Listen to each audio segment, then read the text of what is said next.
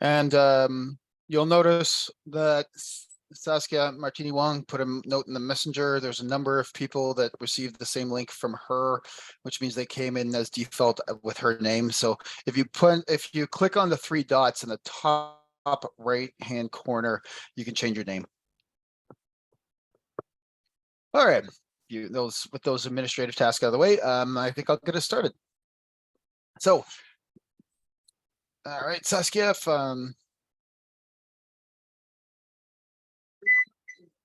I think if we can go spotlight on me, I think if that's the plan.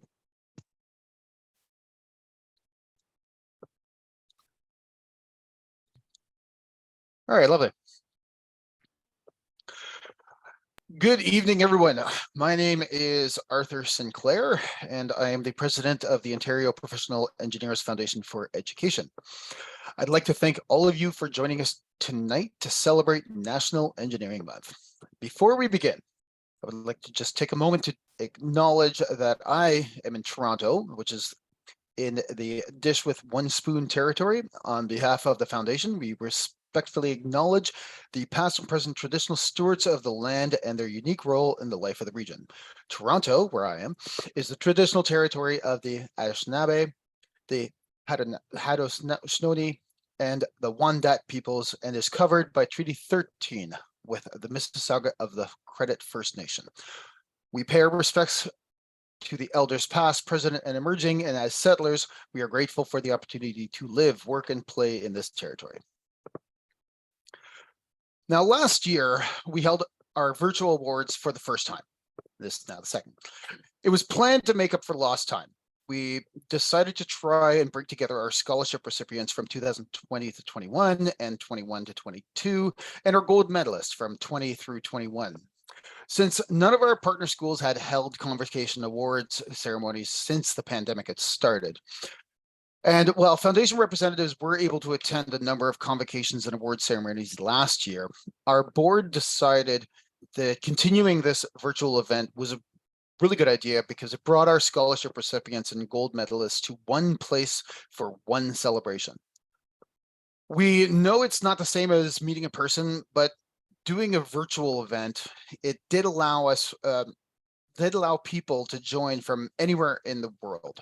In fact, last year, gold medalists joined from California and another from BC. And so with that in mind, I'd like to ask everybody to start typing in the chat and telling us where you are joining us from. I'd like to see how many potentially, like how much of the province is covered and if there's any potentially outside of the province covered today.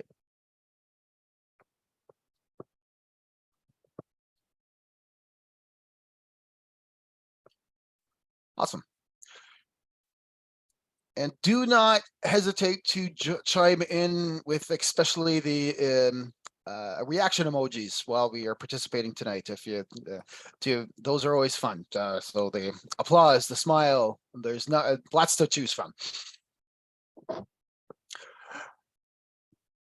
National Engineering Month would not be possible without the generosity of its numerous sponsors.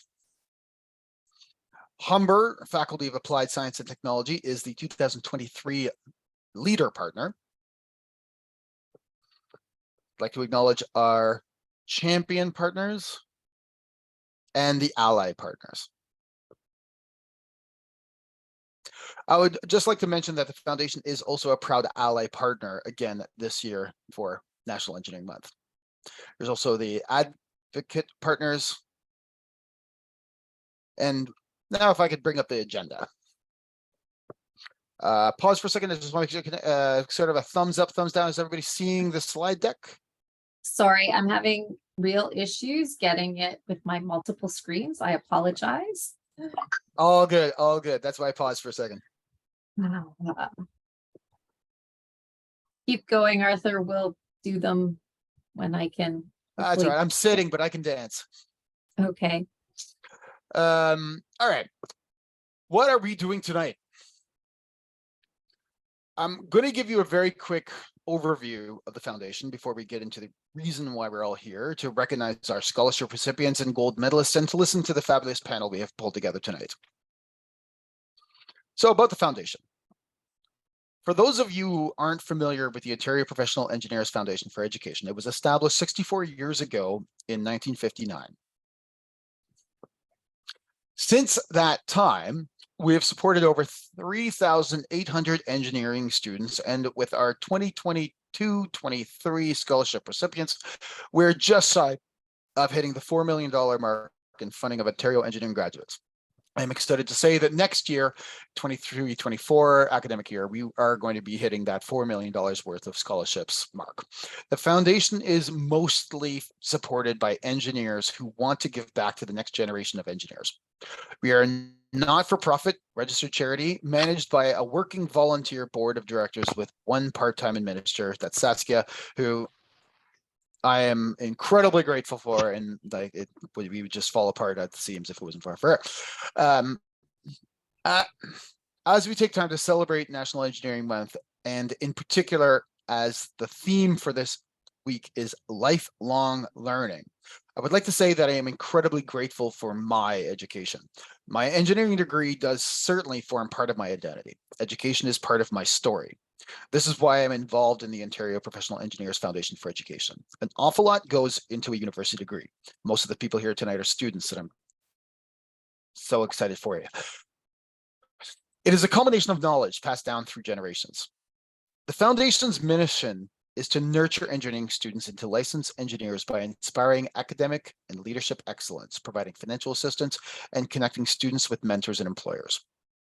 Throughout Ontario, engineering students work hard every day to make the most of their university education. A foundation scholarship provides deserving students with recognition, financial assistance, and connection into the pathway to the PEng license. I have heard many students' stories about how meaningful it is to receive the financial assistance and the incredible confidence boost that being an awardee of one of our scholarships.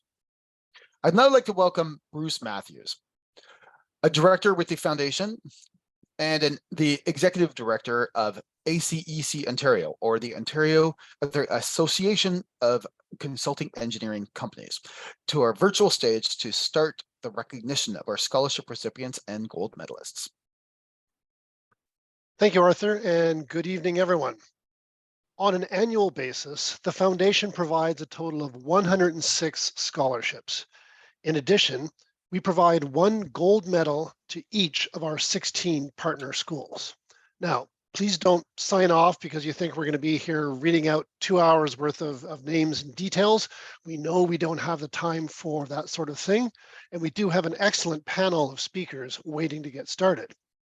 What we have done is put together a short video for each of the scholarship categories and the gold medalists. We've gathered as many of the names from the schools as possible, but in some cases, this year's scholarship recipients are still being adjudicated by our partner schools, so some of our information is incomplete at this time.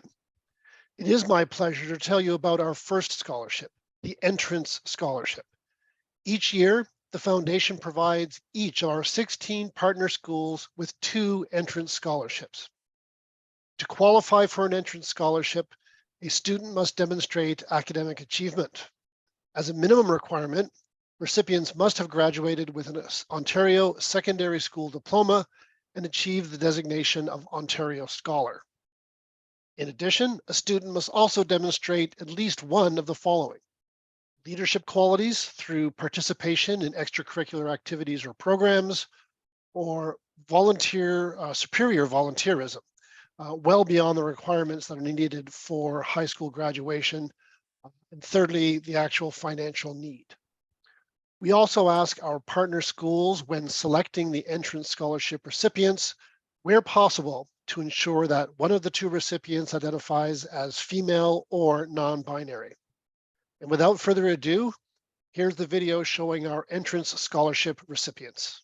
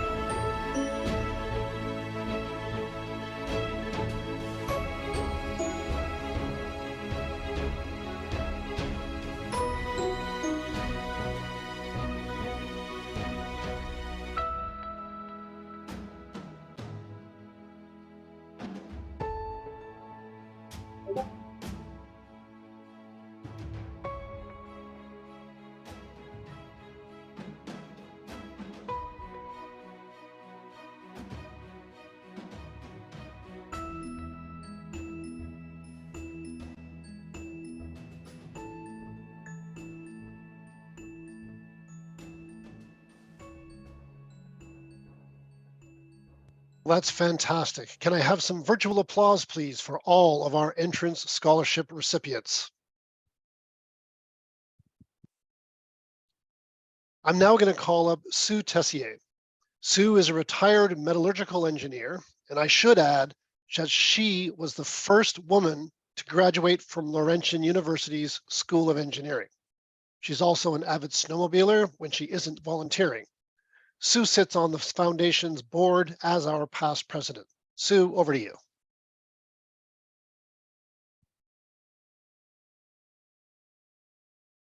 Thank you, Bruce. As the Arthur noted earlier, the pandemic did have some blessings, and for me, it being from Northern Ontario, I'm thrilled that technology has made it an event like this possible. We now get to introduce our corporate scholarships, our undergraduate scholarships, which make up the bulk of the Foundation's awards annually. While the Foundation provides each partner school with 2 entrance scholarships, the number of undergraduate scholarships varies depending on how big the university faculty is. Smaller schools receive 2, while the biggest schools receive 8. The undergraduate scholarships are for students in 2nd, 3rd, and 4th year. A student must also demonstrate at least one of the following: financial need, high engineering aptitude, leadership through participation in professional affairs, sustained participation in extracurricular activities either on or off campus, or continued volunteerism either on or off campus. We also ask schools to consider selecting an equal number of students who identify as male or non-binary, as female or as non-binary, and those who identify as male, given preferences to students from underrepresented minorities in the School of Engineering program. So sit back and see just how many undergraduates the Foundation has helped this year.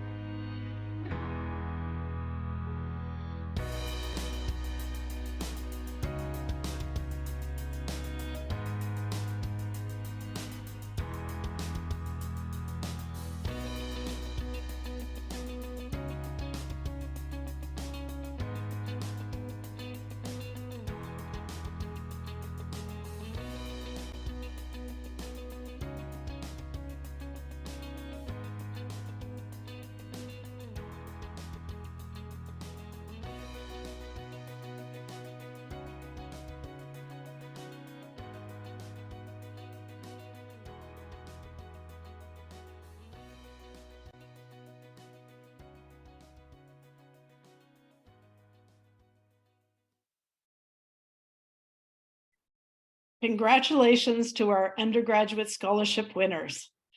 For our last awards category, I'm pleased to call Bob Doney up to our virtual stage. Bob is the past director,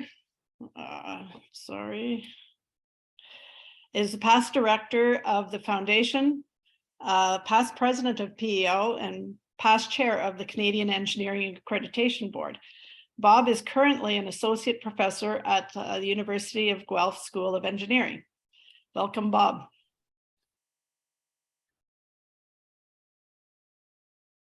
Thank you, Sue. It's my very pleasure to introduce this final category. The gold medal is awarded to a graduating student from the Faculty of Engineering who has achieved the highest academic standing in the graduating class. Now, I'd like to note that Conestoga College is the most recent school to join the foundation family, and that their gold medalist was awarded in 2020-21 for the first time. So that means that our 2021-22 gold medalists are only the second group to recognize these 16 schools. So let's get on with seeing who these amazing scholars are.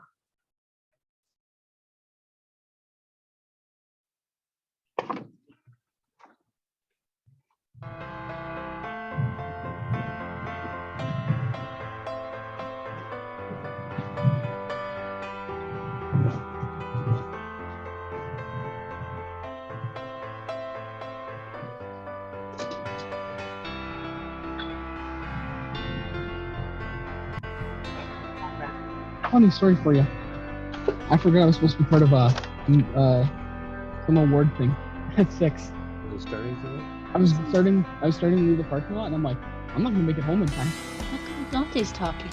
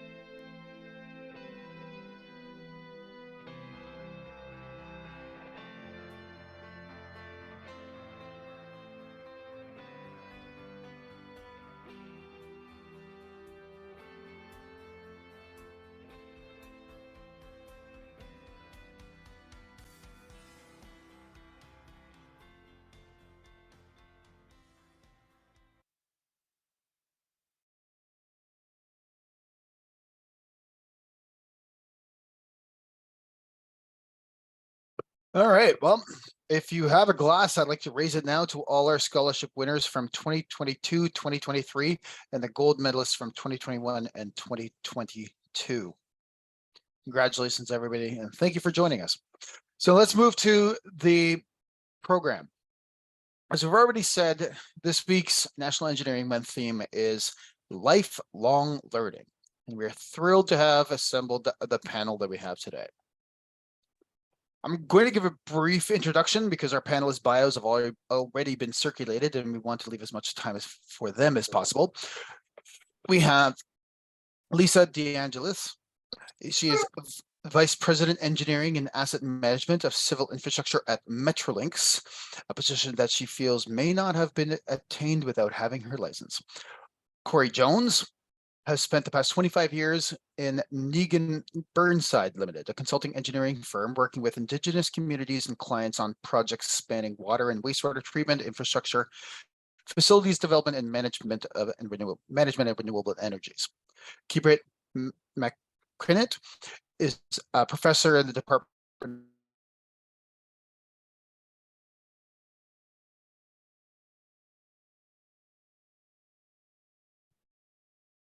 Arthur, sorry, your video I think has stopped.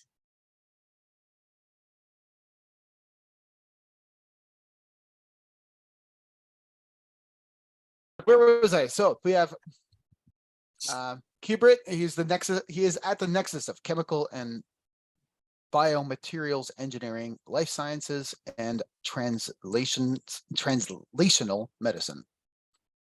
Emily Pepper is a consultant with Arup Structures team based in Toronto. Emily specializes in existing structures, building retrofit and masonry, mortar, timber, and heritage design and analysis. And our final panelist, Anik Raman. Anik left Newfoundland and Labrador in 2017 to come to Ontario to join OPG. He is now part of OPG's energy markets, where he is involved in the day-to-day operations of OPG's hydroelectric fleet, with the purpose of providing clean energy to over 3 million homes. Can I get out? So can I, if we were on a stage, can I get a virtual applause for all our panelists? So we're going to, let's see if Rogers is treating me okay now. So we're going to invite each panelist for about a 2-minute introduction of themselves and let us know what lifelong learning means to them. Then we'll have some questions. Then we'll ask. But if you have some burning questions for any of the panelists or just one in particular, please put them in the chat, and we'll also try to take some of the audience questions. For the opening remarks, I'm going to ask the panelists to go in the order they were introduced. So, Lisa, you are up first. Yeah, great. Thank you, Arthur. And thank you to the Foundation for the invitation to participate in the event this evening. From a young age, the pursuit of higher education was something that my 2 older brothers and I had drilled into our psyche. My mother grew up during the Great Depression, and she had to drop out of school in grade 10 to support my grandmother, her younger sister, and her 2 brothers who had returned home from overseas from the war. And they had both physical and mental injuries. So leaving school really traumatized her. And it's something that haunted her throughout her life. And I believe it was likely one of the things that led to her mental breakdown when I was 9 years old. And my father couldn't cope. And this really left me growing up without a safety net. My mom passed away 14 years ago, almost to this day. And her last words were to me, "Promise me that my grandchildren will get a decent education." And education is something that no one can take away, she said, and it can open so many doors and so many opportunities. And as a youth growing up without a support system, I did the best I could. I finished community college as a graduate technologist, but I felt limited in my options for career growth. I really felt that I could do so much more. And with now having the support system of my husband and my children, I felt I could address some unfinished business. I obtained my full professional engineering license in 2014. And since then, I got the opportunity to venture into many areas I never thought I'd work in. I never expected I'd be working in a heavy rail network system. If I could offer one piece of insight this evening, is that the path to your destiny is rarely a straight one. It will have many twists and turns along the way. This is just the beginning. You have a great foundation, and you can build on top of that foundation and do anything you want to do. Back to you, Arthur. Thank you. And Corey. Ani Bojo, Corey Jones Indigenous, Nayashminaming Ndojawa. I'm Anishinaabe from the Chippewas and Nawash Nayashminaming First Nation in Southern Ontario. And very pleased to be here today to participate in the panel and to congratulate all of the recipients on their excellent years within the education system. I got to say, for me, lifelong learning has always been about exploration and discovery. And my personal beliefs about what life is about exploration and discovery.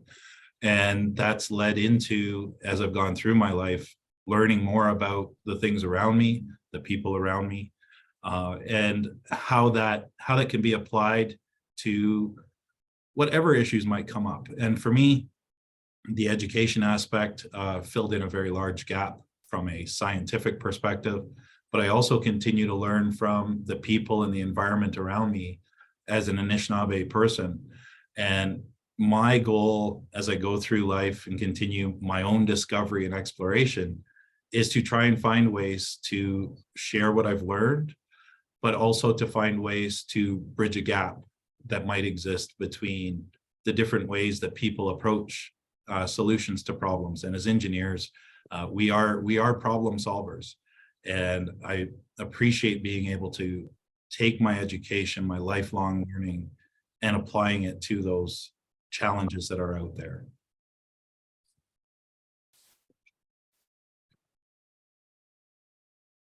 Thank you, Corey.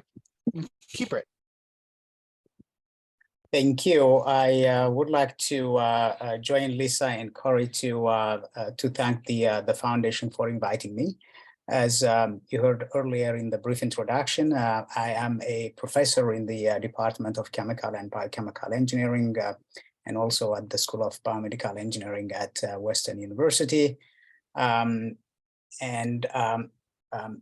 me, early on, education was a one-way street to success. That's what I was told, that if I want to succeed, then achieving what I can, of course, through the support mechanism that was in place for me, primarily from my parents, was a starting point. And of course, like most of you, I went through decent education all the way to undergrad and then to grad school.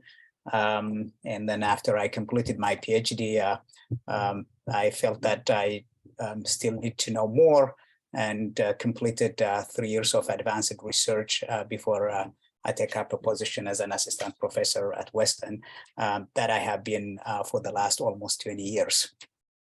Along the line, I learned a few things, and what lifelong learning means to me is that it is a process that I recognize that any knowledge that I have now is not a future proof. And that is to say, in a very, very dynamic environment and a dynamic world that we live in, knowledge gained at the present will not be sufficient for the future. And then therefore, through lifelong learning, I continue to acquire more skills, continue to read. And it's a strategy where I keep myself current and relevant with the trends and advances in my rapidly changing field.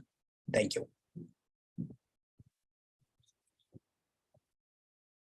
Thank you. And Emily. Hi all, I'm Emily Pepper. So as Arthur introduced me, I am a consultant for the structures team in Arup's Toronto office. I actually started out as a graduate in their London, UK office just shy of 5 years ago. And how did I get there, do you ask? Well, I did my undergraduate at the University of Ottawa, and I had some great support from some of the engineering profs over there. They probably, I don't know if they're on the call or not, they might be.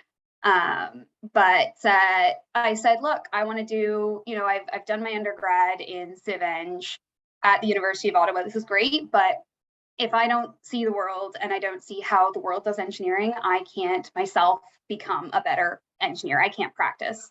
And I can't ensure that what I am doing is the best way or one of the best ways that something can be done.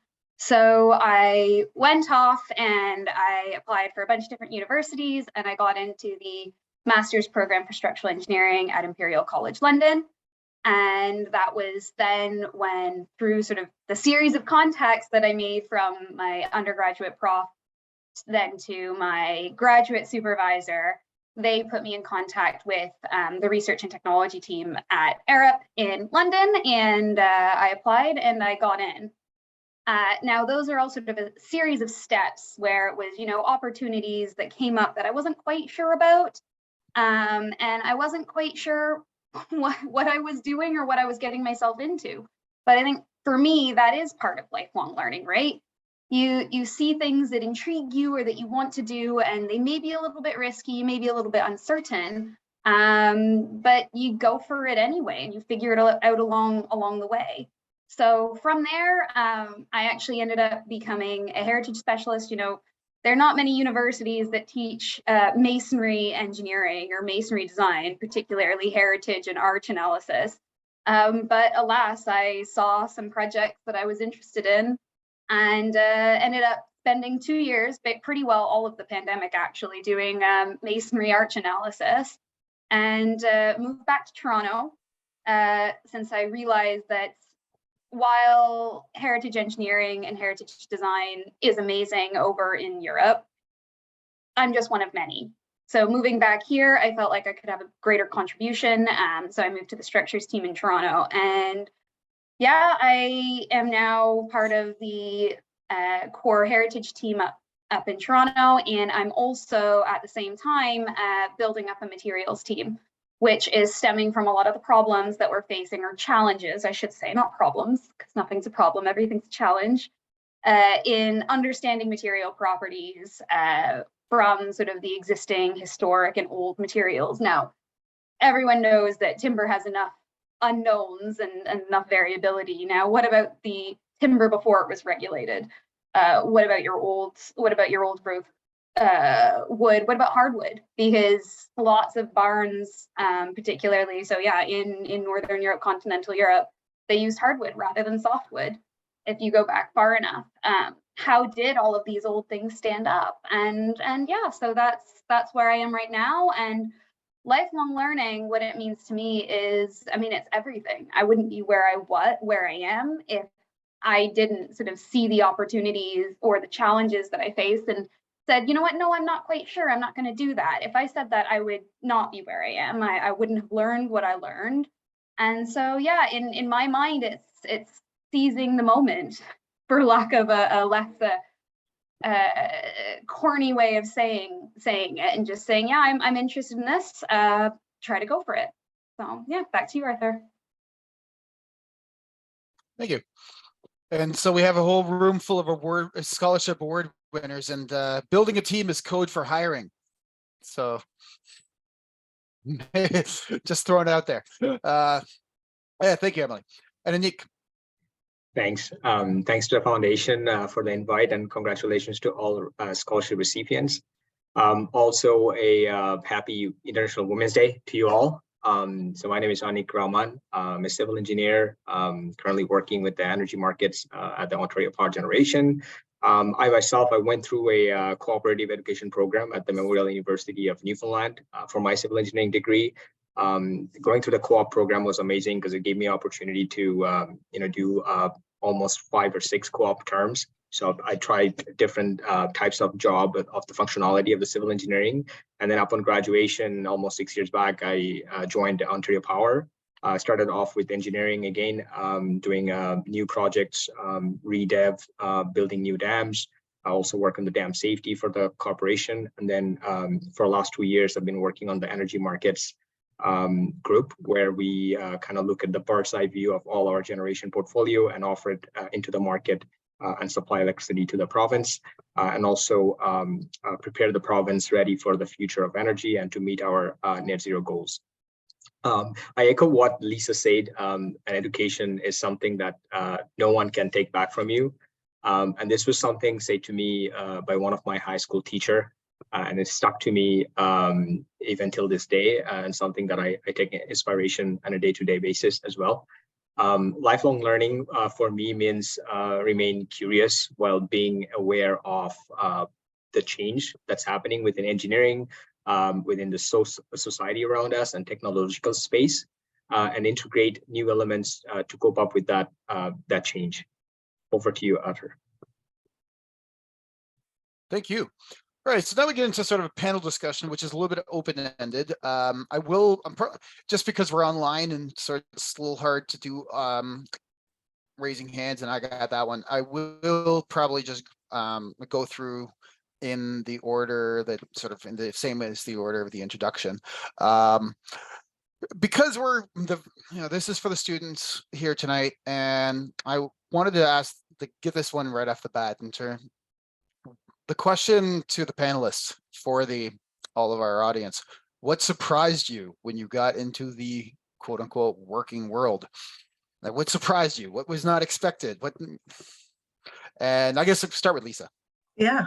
Yeah, so thanks for that, Arthur. And I think I'm going to build on the theme that that Anik introduced this evening, that today is International Women's Day. And I think, you know, when I think back to 1989, when I started working full time, I had some preconceived notions about equity in the workplace and acceptance. And I was quite surprised when I started in the working world that things were not at that time as equitable and as open as I thought they were. Do you recall 1989 was the year of the École Polytechnique massacre that we recognize every year on December the 6th, which was such a tragedy. What I found, you know, building on that, was that I really needed to learn to advocate for myself respectfully. I needed to learn and lean in, and I really needed to take charge of my own destiny. No one was going to open those doors for me. I needed to make it happen for myself. And in the words of Mindy Kaling, I saw a quote today, is if you don't see a clear path for yourself, sometimes you have to make that path yourself.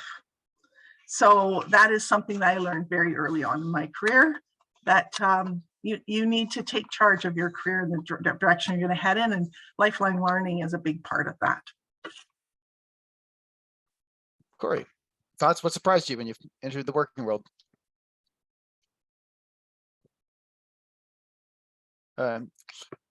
Favorite, there you go. Sorry, yeah.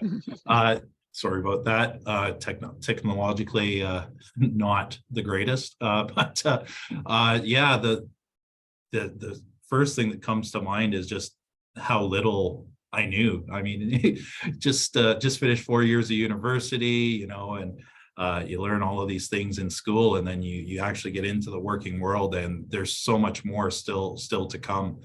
And the background that we get from that education perspective on how to solve problems, though, is probably the thing that I've then taken and applied the most. And it's surprising that it's not just on technical issues, but it's across the board. And, you know, in what I do as a consulting engineer, now 26 years with the same company, I've moved somewhat beyond working on the technical side and had to move more into the business side. And what I didn't know about business was also a big surprise, and how the business of consulting and engineering works. There will always be a need for that technical aspect, but also that good project management, that good client interaction, identifying what the issues are and finding those solutions, and then turning it over to the people that can actually make it happen. So that for me is probably the biggest surprise that getting into the consulting world revealed itself to me at that time. And if you're anything like me, probably in some painful ways at times. I started my career in consulting as well. All right, and Brett. Yeah, so I entered the workforce just the way that I processed things twice. The first one was right from my undergrad. Before I decided to go to grad school, I worked in industry for a bit, and then I decided to go to grad school. And then, of course, after I completed grad school, then I entered the workforce in a different way to become a university professor. So since most of the audience here is engineering graduates or future practicing engineers and so forth, I'm going to limit what surprised me when I first graduated and hit the job market. A lot of things actually surprised me, and I realized how ill-prepared I was. And it started really with the number of forms that I had to fill. I felt at one point that I was filling a blue form to order like a green form. And that has to be filled. And I just didn't really know, the ins and outs of working for a chemical plant. It was a polymer production plant that fairly large one that I work at, and so everything has to be documented. And prior to that, it was just a school, right? So that was the first. But this is a small thing. But two things actually stand out. First is I did not know that I was going to be dependent on the team members that I was going to work when I joined the workforce. Because in the school, you get a little bit of, a teamwork, like maybe a lab report or that sort of thing, but nothing really prepared me to work with people having diverse background, having diverse educational preparations and so on and so forth. So just coordinating that, I thought I was not prepared, and that was the first one. And the second one, which was more critical, and I learned actually this one the hard way, is that what was obvious to me was not at all obvious to other people. So here I go, and then I assume that, well, this is easy, right? How difficult it is, and then I throw all sorts of technical terms, and half of the people working with me couldn't understand what the heck I was talking about.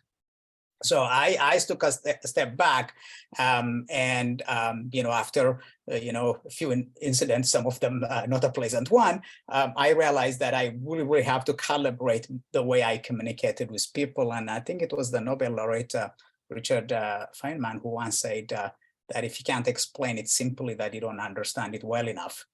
So that was really how I started explaining it, and that really paved my way through graduate school when I joined graduate school, and all the way to the job that I do now. I try to explain things in the simplest possible way that I can, so that they can understand it. And then if that's just too simple, then I'll ramp it up, and then I'll go a little more technical. But I start at the entry level, so I was not prepared for that. I thought that everybody would understand the language of my engineering, which was straightforward, but I guess it was not. So those are the two things. Cool. Emily. Yeah, so actually kind of on theme with Kibret, but first I'm gonna throw in a little nugget that might give a lot of the recent grads or future soon grads a bit of relief, and then also a little bit of stress, pardon the pun. So first things first, when I went in as a grad, you go through all of these super fancy, super complicated, super stressful and exhausting interviews. I mean, I had a 7-hour one. I was done by the end of it. And so you think, okay, fine, this is really tough. They're really expecting a lot from you. You go in day number 1, they expect you to know nothing at all, because they want to train you from the ground up. They don't care. They're like, you know what, if you don't know, that's fine. We'll figure it out. So that's sort of number 1. Now, number 2, which is sort of a little bit more stressful on the flip side, is how important first principles are. So, you've got your design guides, you've got your standards, you've got examples you would have had sort of, using the steel handbook, the timber design manual, et cetera, et cetera. Those are great. But if you can do something with first principles, you'll probably be faster, and you'll be able to check it 10 different ways first. And then you can use, or you can go back to the design manual afterwards. Because what I found is oftentimes the little nuggets of challenges, particularly around like things like connection design or itty bitty little details, it all boils down to the best way you can understand it is a really good free body diagram and looking at your stress distribution. And you call it a day. That's all it boils down to. And that's also arch analysis. A thrust line is just figuring out where your compressive stress is. Over and over and over again. That's what they did back in the day. That's what they do now. So those are sort of the two main things. So brush up on your first principles, but don't worry, there's no expectations. The third thing that I would say is actually how much other people around you don't have it figured out. You'll see like super senior engineers, associate engineers, you'll see directors, and you say, oh, wow, they're super, super senior. Like, they've had lots of experience. They're going to have this answer right off the bat. And they might have an idea, but they're so far removed from the problem sometimes that some of the details are missed or they're not on the forefront of their mind. And that's something that you yourself, as someone doing a lot of the analysis, are much closer to. And sort of echoing what Kibrit said is, you're much closer and honed into the itty gritty details.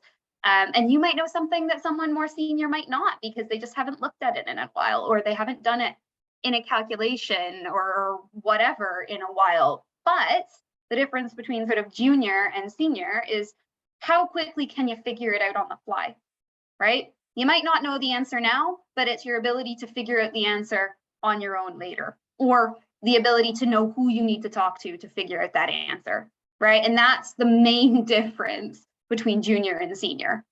And then, yeah, the last thing that I can sort of think of, and this is a little bit of a tricky one, is, generally good supervisors, good seniors are very, very open to helping you get what you want, much more so than you would think. If you say, I want to do this, or this is a project I want to get on, or this is the type of stuff that I want to do, or this is what I want to look at in the long term, or this is where I want to go, they will be supportive of you. The challenge is you have to be vocal about it. You have to say it in plain English, almost like, aggressively direct sometimes.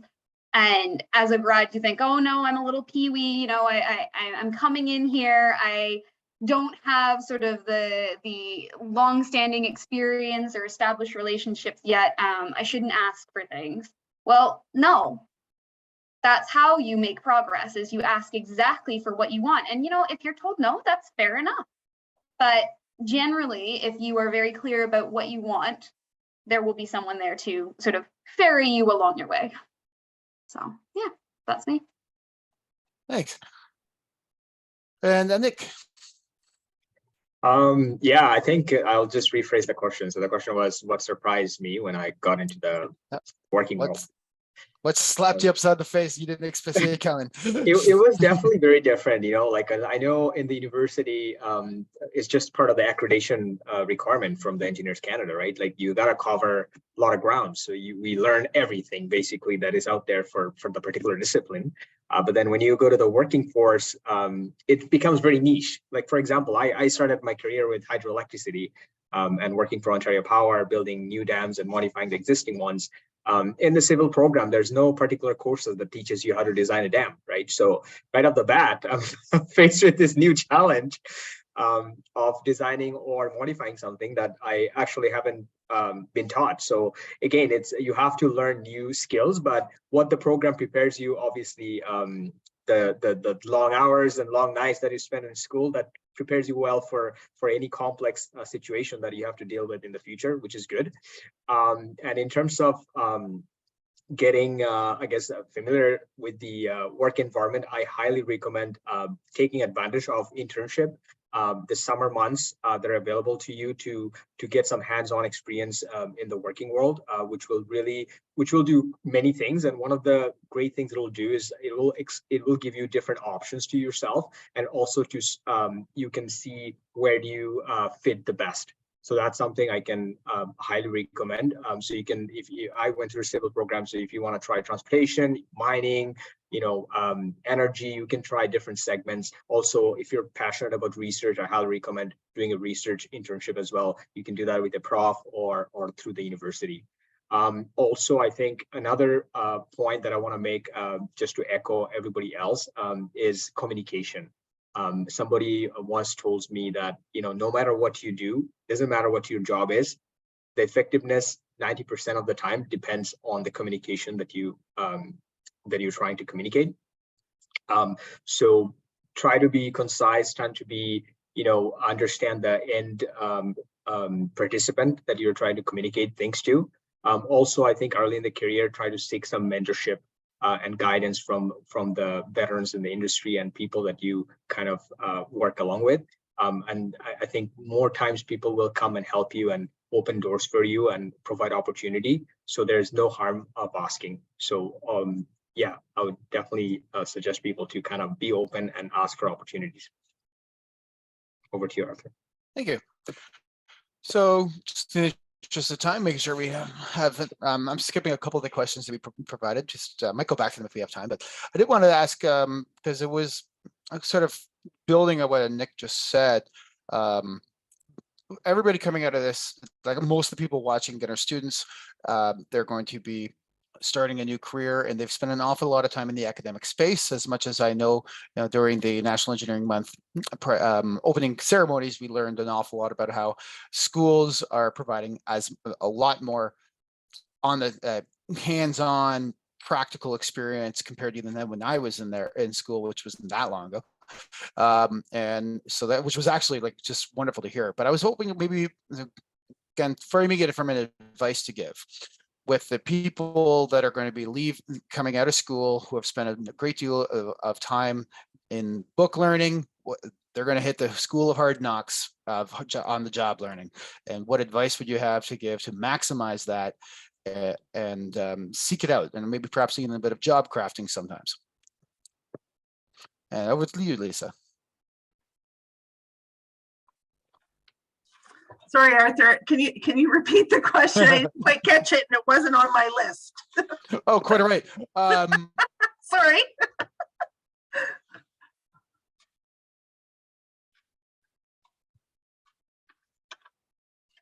Have we lost Arthur? I think he's frozen, yeah. I apologize. Bruce, I'm going to ask you to step in. Sure, I'll step in. I can't say that I was paying that much solid attention. I was hoping you could reframe the question, Bruce. Well, this is it. I know he was skipping ahead, and I'm kind of looking at the scripting here, but I'll tell you what. So let's talk about the path of your careers thus far, in terms of what your engineering degree has done for you relative to your expectation. If you put yourself back when you were in first year and the path you thought might happen versus the reality, talk a little bit about that, and both the good side and perhaps the bad side in terms of how life has unfolded compared to expectations. So yeah, Lisa. and I mean that's important, because we have to sometimes pivot and shift and change, and the path we thought we were going to go down is not necessarily where we end up. And I think it's important to give yourself some grace. In my case, when I started school, I imagined I would be working for a mega building project with a company like an Ellis Don or a PCL. Coming out of school, that was where I was headed. However, in the late 80s, there was a massive recession on, and some of us might remember parents paying mortgages that had mortgage rates at 17, 18, and 19%. So there wasn't much building going on, and there weren't any of these big mega projects.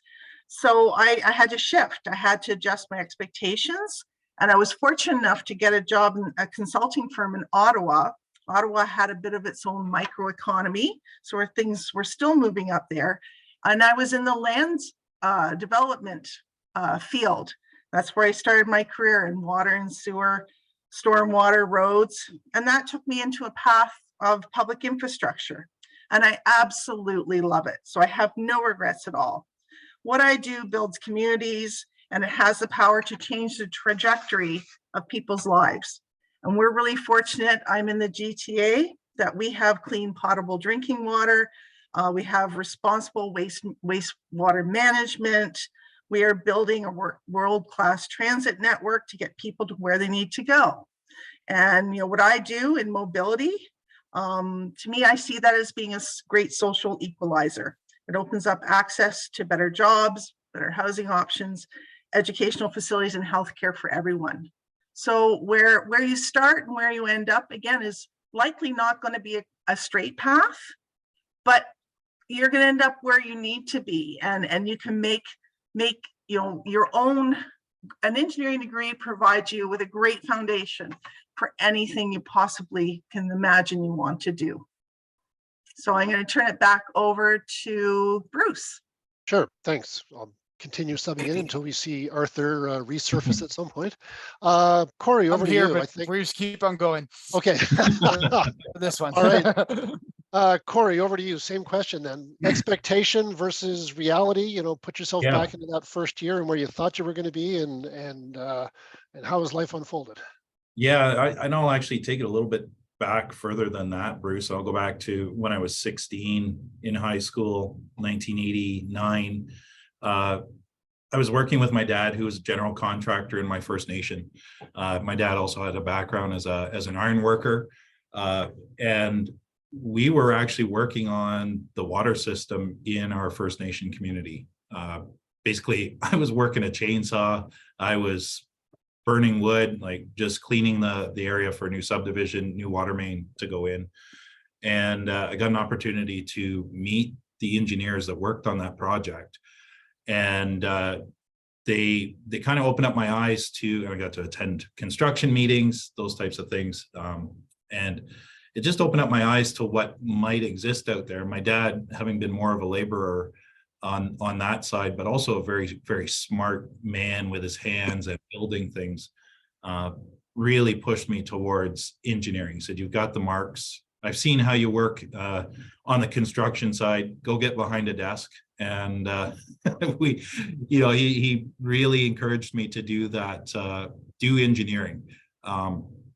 And it just turned out for me, first year, I kind of had it in my mind that I was going into the structural field, and I wasn't quite sure where that was going to take me, but was open to wherever that might go. And at Western, I went to Western.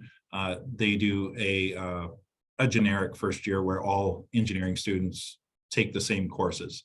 So you get to try a little bit of everything, and then it's second year that you declare your specific. And coming out of that first year, I'd got a chance to almost fail physics. So electrical and mechanical weren't really in my future. And it just happened to be, structural, which was going to be a good fit because I had already a background in it. I'd experienced building a number of things growing up, was where I ended up going. And it just so happened that during just before the summer of my second year, knocked basically on the proverbial door of by RJ Burnside and Associates, who was the company that had built or designed the water system in my community, saying, "Hey, we hear that you're going through for engineering. You know that we do work with Indigenous communities. We'd love to have you on." And so I started my career with the Burnside group of companies, actually my third summer. And I've never actually sent a resume out for a job. I've been with the same company now for 26 years. And while I've spent a good portion of that, 15 years of it, primarily doing structural engineering, working on water, wastewater treatment plants, arenas, recreation centers, whatever infrastructure might be needed in a First Nation community. I didn't expect that the opportunity would come where I would be managing and leading people. And I've since gone on in the last 10 years from a vice president position, being responsible on the business side, being responsible on the client side, being responsible for my employees as well, and their development. I never really expected that. And I've gotten to the point now where I'm the president of NEM Burnside and the majority owner. And I got to admit, first year university, that was not something that I foresaw in my future. But I will say that I've gotten here through a lot of learned lessons that you don't learn in school. You definitely need that opportunity to work and see what comes up. But it was also mentioned, Emily mentioned it, around having supportive supervisors. I feel I have some of the best mentors and supervisors in the company that I'm in. Started as a family-owned company, a very small company over 50 years ago. And the values that have been in the company are values that I also aspire to, and the people that we have aspire to those as well. So it's very important to find those mentors and those supervisors that can support you in your career, that you feel comfortable with. And you might not know what you're missing if you stay in the same company. I just feel very lucky that while I have stayed in the same company throughout my career, I've been very lucky with the people that I've had to support me. Super, great to hear. Thanks. It's interesting, you know, your example, having stayed with the same firm. We had a session last week with some other consulting engineering firms represented, had someone who'd been at the same first firm for 31 years. Which is so much not the fashion nowadays, right? People tend to job shop and hop around a little bit. And it's good to know with the engineering background that you can actually succeed in either way. There's nothing to, there's no better than the other. There's nothing wrong with staying, and there's nothing wrong with shopping around based on your interests and needs. So that's interesting to hear. I would just share, just because it's amazing to me. We do have an employee that's currently in his 52nd year with our firm. Fantastic. His employee number is 4. Fantastic. All right, let's move on to Keebert. You've got the academic side now in terms of, so I'm curious, as you were doing an undergraduate degree, did you see yourself, looking at that that aspect of a career, or what's your story? No, I did not. Just for the audience out there, particularly for the students, I moved a lot. I was born in Ethiopia. I started my education there, moved to South Africa, and then to Germany, and then eventually to MAC in Hamilton, Ontario, and then I ended up at Western. So, along the way, I felt that I was lost at times. Then I rediscovered myself. That kind of thing. But I think all in all, it was a good thing. I did not really expect. What I'm doing now when I was an undergrad, not even in grad school. The way my career evolved is that during the final year, the fourth year program, I enrolled into several polymer processing and polymer engineering and polymer science and polymer chemistry courses.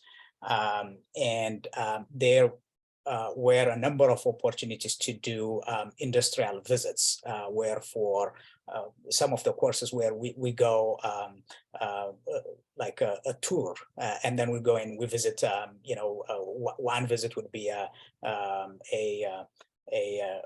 synthesis plant, and the next one would be a processing one, another one would be more of a compounding, and that kind of thing. So that really excited me. And then I was living in Cape Town at that point, Cape Town, South Africa, and so I started connecting with people, and then so I thought that the idea of polymer, in the early 1990s, I thought that was just a cool idea. You basically put this liquid stuff, and then it comes out as a solid, and you mold it, and you get a cup. And then I thought that was really a neat thing, chemistry in action, right? So I thought that I think this is really what I want to do, and then that's through that network is where I actually ended up working for about a year and a half before I go to grad school.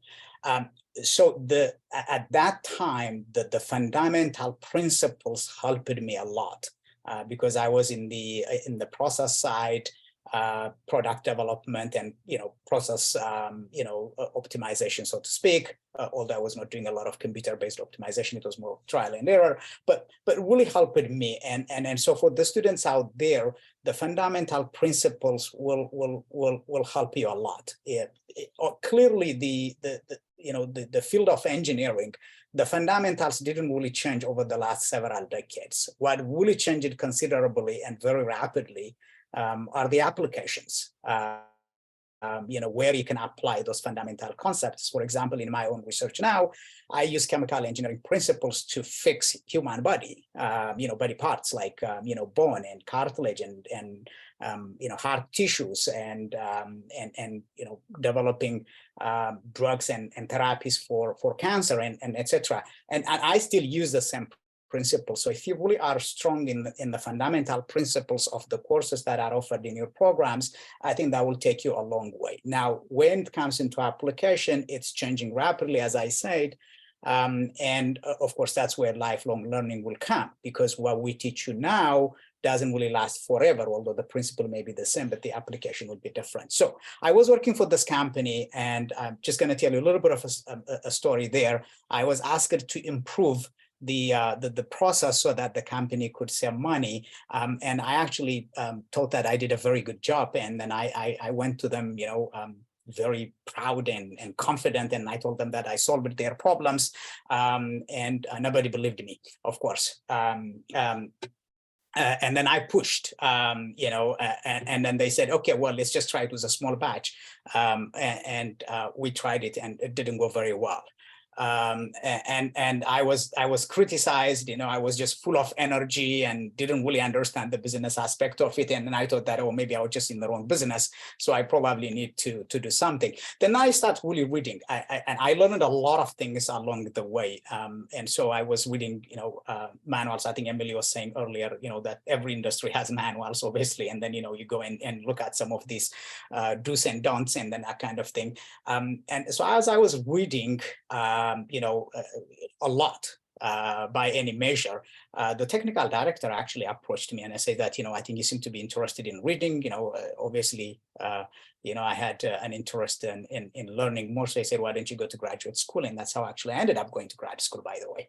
And then I was, still, working with the company for a couple of years, and I completed my master's. And then when I get into my PhD, I decided that I was going to do something else. So I completed, my PhD, still not knowing exactly what I wanted to do. And then one thing leads to another. I actually ended up working for a cardiothoracic surgeon in a hospital. This is after I completed my PhD. So I was actually planning to go to industry because, that's at least, what I knew until that point. I had no idea. So the first day that I moved into this hospital, I jumped into the elevator, and then there was this guy who was carrying mice in a little cage, and I was freaked out.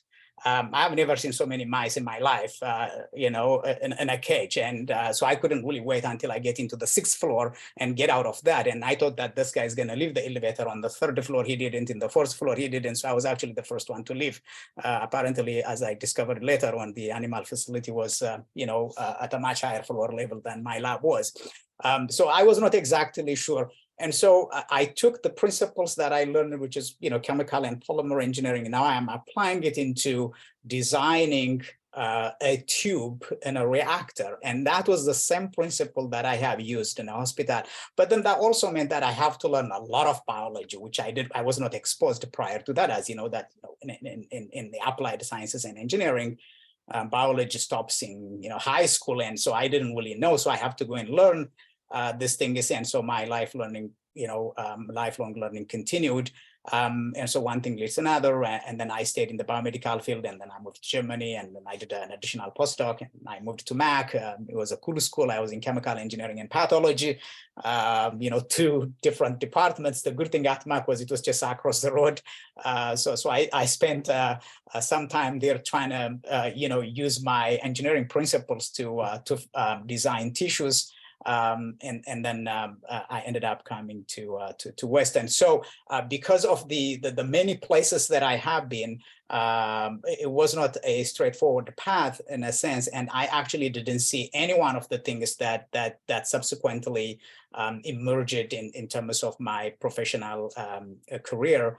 I would not have seen that one as an undergrad, but I was reasonably good in what I was doing. So for the young people out there, if you know your fundamental principles, take it from me, it will carry on for a long year. So I will just leave it at that. I know it's a little bit long, but my path is a little bit long too.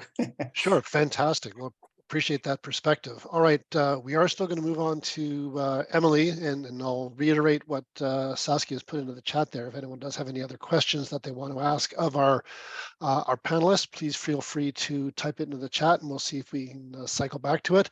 Emily, you are probably among the least removed from first year than most of our panelists here. So I'm curious in terms of your perspectives of where are you now relative to where your first year mindset had you going, and how much have you diverged already, if at all?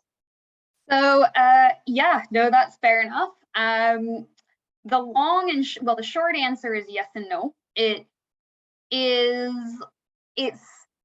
not what I expected, but it's also what I hoped for. But it's not what I realized I hoped for when I started it. So to sort of explain that or elaborate a little bit, I'm actually going to copy Corey and go back to my grade 12 life decision, like, you know, what am I going to do with my future? Oh my God, what's happening? I've got to apply, I've got to pick a job, I got to pick a career path, and I don't know what I'm going to do.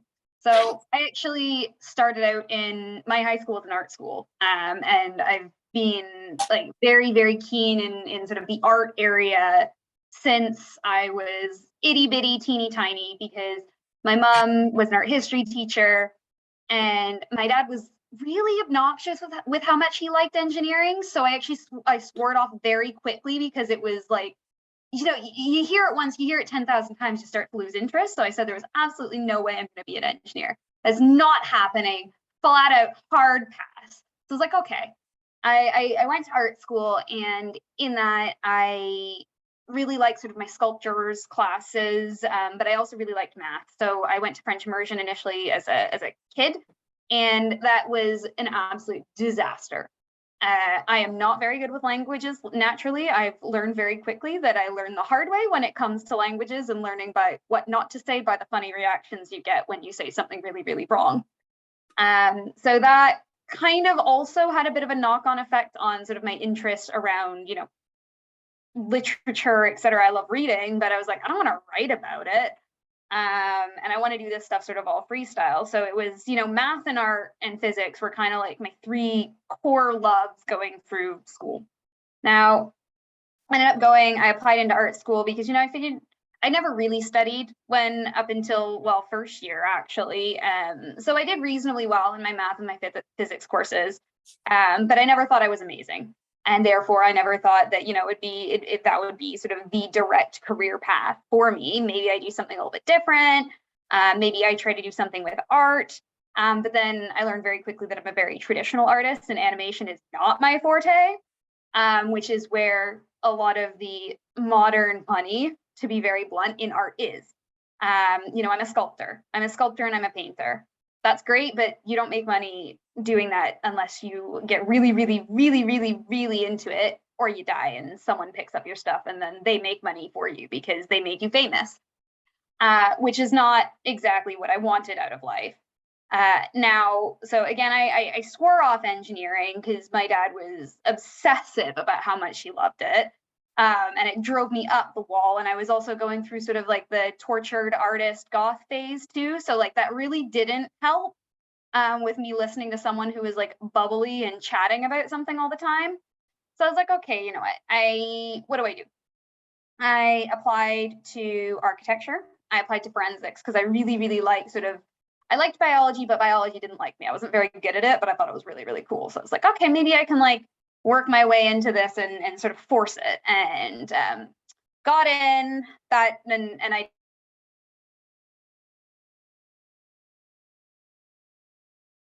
decided, you know what, biology grades are just not good. The architecture course didn't get in, and that really pissed me off. Actually, I got really, really angry. And I've learned very quickly that if I need to make life altering decisions, I do it very well frustrated, because I will take perhaps the gutsier move that I wouldn't normally. So I said, you know what, screw this. I'm going to apply for civil engineering. And that was based off some inspiration from some of my other art friends that also really like calculus. Said, we're going to go for civil engineering because within that's structural engineering, and you have a lot of control over the structure in more ways than you might think you could. I was like, okay, fair enough. So I applied for structural engineering, or civil engineering, sorry. And I got in. And at that point in time, I was like, okay, I already know I'm going to do structures. I'm going to do structures. I don't care about any of the other parts of civ eng. I do structures. And within structures, what I really want to do is I want to do those really funky, like Zaha Hadid, ridiculous sculptural towers in the sky type thing. And that was what I had in my mind going into first year. And yeah, so did that, found it that through that I actually really liked timber. Like timber was really, really cool. My materials course was a lot of fun. And so I was like, okay, yeah, like do really organic shaped timber projects. It'll be great, like super modern, super green timber style projects. That's awesome. We can do that. And then I got my first co-op placement. And my first co-op placement was on West Block in Parliament Hill. And I started talking to the stonemasons. I started walking around all grungy and gritty on site, where there's, cobwebs and whatnot. And I am an arachnophobe. So that initially concerned me, walking around something so grungy and gross, and perhaps not the nicest construction site, but actually it was fine. You got a hard hat, the hard hat takes the cobwebs away, you're fine. And you just make sure that you have to have covered sleeves regardless, so it's all good. So I was like, actually, this is really cool, talking to stonemasons, getting to see a lot of history and a lot of architecture that I studied when I was in art school. This is really, really interesting, and I really quite took to it.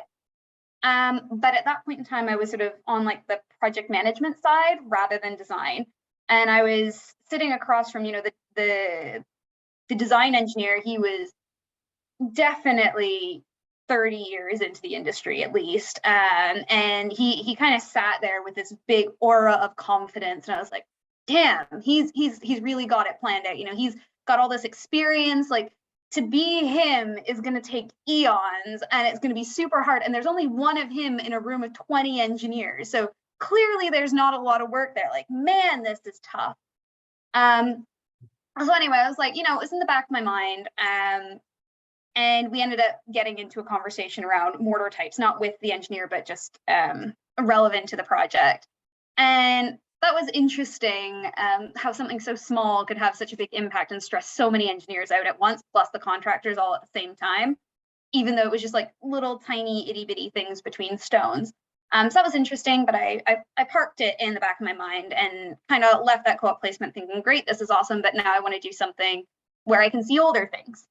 And ended up going to Germany, and that was also a travesty. Again, languages work well. I figure it out doing things the hard way.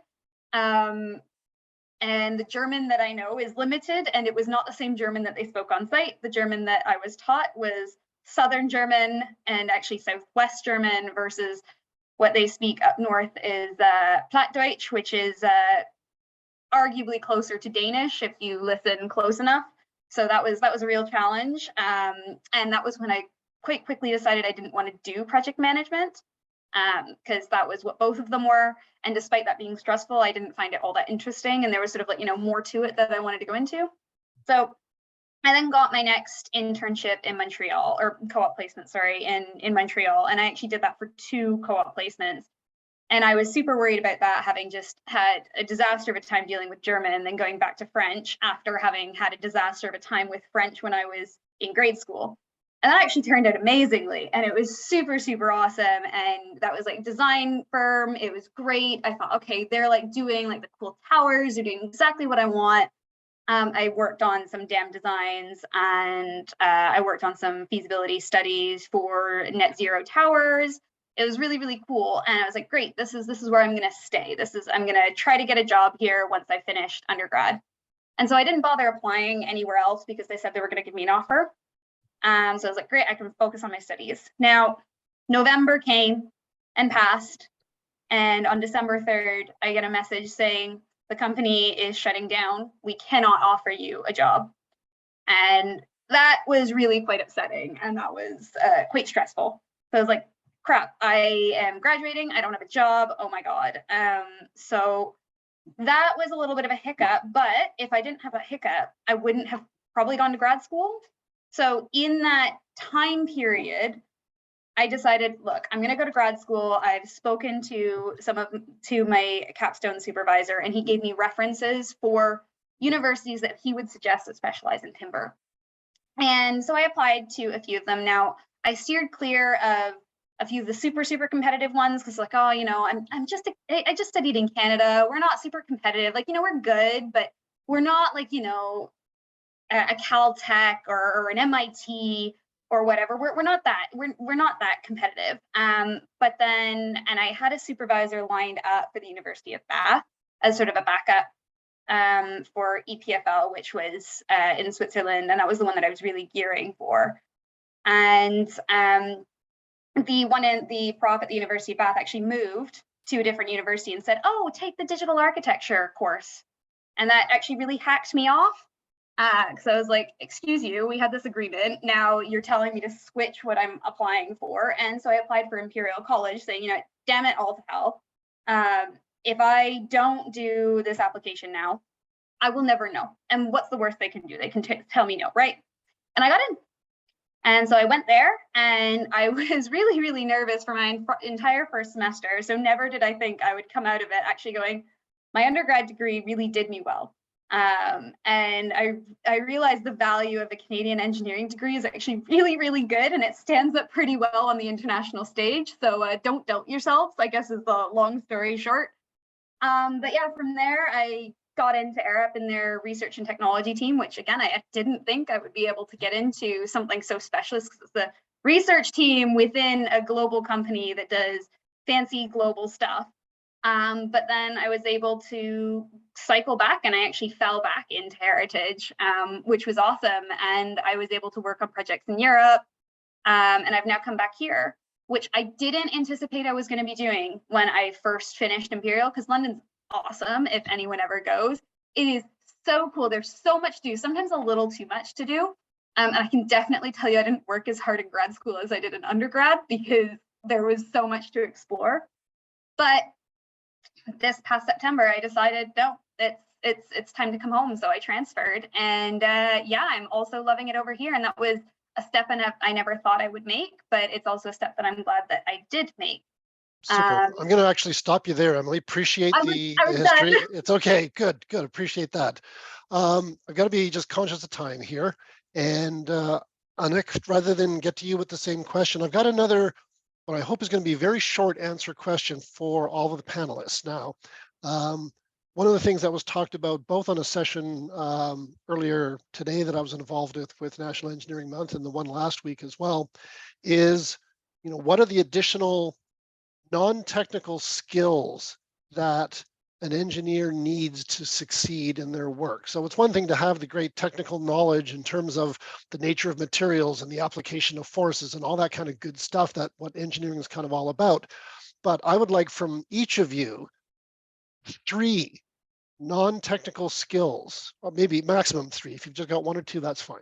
3 non-technical skills that you think are essential for success in the engineering realm. And Anik, we're going to start with you. I haven't even thought about it. Okay, I'll start. Yeah, I'm putting you on the spot. That's okay. No, it's completely fine. I think I will reiterate what I said at the beginning. I think communication is always a key. Even when you're talking to clients, talking to peers, you're trying to get your ideas across the board. I think that's something is very key. I think being able to work with others, being able to, being in a position where there's diversity of thoughts and being able to appreciate that diversity of thoughts, I think is very important, to be an open mind. And I think number 3, I would say having a positive attitude is always good. Things are gonna break down on the site. Things are gonna not go as per plan. But you can get out of this by working together. So right. Communication, positive mindset, and collaboration. Basically, you're working with people. So working with everybody. Teamwork. Excellent. All right, thank you, Lisa. Let's go to you with this. Yeah, great question, Bruce. I agree with Anik. Communication number 1, and building on the communication is having really strong presentation skills. Really honing those in. As someone who's been around for over 3 decades, ultimately it's leadership skills that folks will build over time. You start out often as a technical engineering lead, but ultimately going forward, and I think Corey touched on this as well, you end up being a people leader.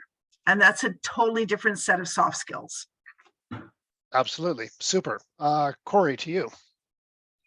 Yeah, I will definitely echo the communication piece, and maybe just to expand on that, I've only got 26 years in the industry, but I've seen such a big change from, I had a desk phone that there'd be messages left for me, and people would expect, if you call me back within a day or 2, that's fine. I get emails at 11:30 at night with people actually expecting answers now, and text messages. Setting boundaries around communication is important, but also choosing the best form of communication to deal with problems is also super important. It's very easy to sit down and respond to somebody with an email, but a lot of times it's actually better to pick up the phone. It might be hard, and talk to them directly. You could sit there for an hour, 2 hours trying to craft that perfect email that gives the exact right tone, and you send it and you think you've got it all figured out, and you get something back that they've received that in a totally different way. So definitely be open to different types of communication, and don't just fall back to what you feel is your strong suit or the easiest, because a lot of times a phone call that's 2 minutes long is going to communicate and resolve something that could take miles of email chain to fix. Super. And yeah, I think I'll just leave it there from Okay. that. Appreciate that. Kubert, let's go to you. I don't want to repeat what has already been said, and I think the most important one I do agree is really communications. I think that's I mean, if I were just to say three things, I'll just simply say communications, communications, communications. We engineers are not really, great. At least that's what people perceive of us, and obviously would have to do a lot of convincing to do. So since that's been said, I'm not going to dwell into that. But I thought that I just need to mention three other, skills that are important beyond the technical competency. The first one is organizational skills, and then I think just being organized is very important. Some of you, as you go through the job market and continue to advance your careers, you're not going to be technical all the time. You will be doing other things. You will be managing people, you will be managing resources, and more importantly, you will be managing your time. You have to juggle between multiple projects with competing deadlines and that kind of thing. So the ability to really have that skill to organize around and prioritize things, I thought that is an important thing. The second thing is being adaptable, meaning that we live in a world that is changing very, very rapidly, whether it's technologically, whether it's just the way we are networking and all that. It is really changing, and so just embrace that change. It is inevitable. It's going to come. It's going to happen. It's happening at a much faster pace. Just prepare for that and embrace it, because that's really an important piece. Companies may undergo restructuring, takeovers, and job descriptions, and all sorts of things will change. And then that's an important skill for me. And the other one, is just more of an advice, and I don't know whether it's going to be a skills category, is really respect diversity in the workplace. It's really near and dear to my heart. I don't think people should really work so hard to fit in. They should belong. And so treat everybody with the respect and the dignity that they deserve, and learn from each other. I think that's really an important thing. That you will likely encounter many people in your future with different cultures, different skills, different way of doing things, and all sorts of things. So just respect that and learn from one another and support one another as a society, and I will leave it at that. Super. Well, again, I'm going to be conscious of time, and we're going to wrap it up there. Hard to believe how fast everything has gone by here. Arthur, I'm not sure if you still around. You want? Oh, to, I'm here. I haven't vanished. I moved rooms though. All right. So I think, thank you so much, Bruce, for jumping in, and we had to instigate our emergency procedures. Thank you very much, Bruce. Actually, learned a lot of techniques that you did there. So I just want to say thank you to everybody. Thank you so much to our panelists. Can't believe every time we come to a close. I would like to thank the panelists so very much for joining us tonight and sharing their experiences with us. And on behalf on this International Women's Day, excuse me, I do need to, because we didn't hit it at the beginning, we're going to go through the National Engineering Month sponsors.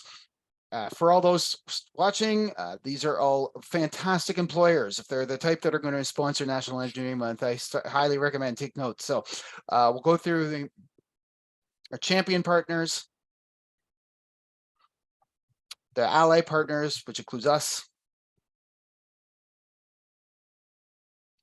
the advocate partners, And thank you very much. So on behalf of the board, I'd like to extend my sincere congratulations to our 2022-23 scholarship winners and my best wishes to the 21-22 gold medalists who have graduated and are now starting a new chapter of their lives. For the donors that have joined us this evening, we thank you very, very much for your support. Your donation helps advance engineering education in Ontario. Please remember that humans are storytellers. Stories take many forms. Storytellers take many forms. Teachers, professors, parents and family, scientists and engineers, knowledge keepers and elders. I encourage you to make lifelong learning part of your story and help keep the story going for hardworking students throughout the province. If anyone is interested in learning more about the foundation, or perhaps even get in touch with some of the people that we met today, I encourage you to visit our website or to reach out to me at arthur@engineersfoundation.ca. With that, thank you very much. Have a good evening.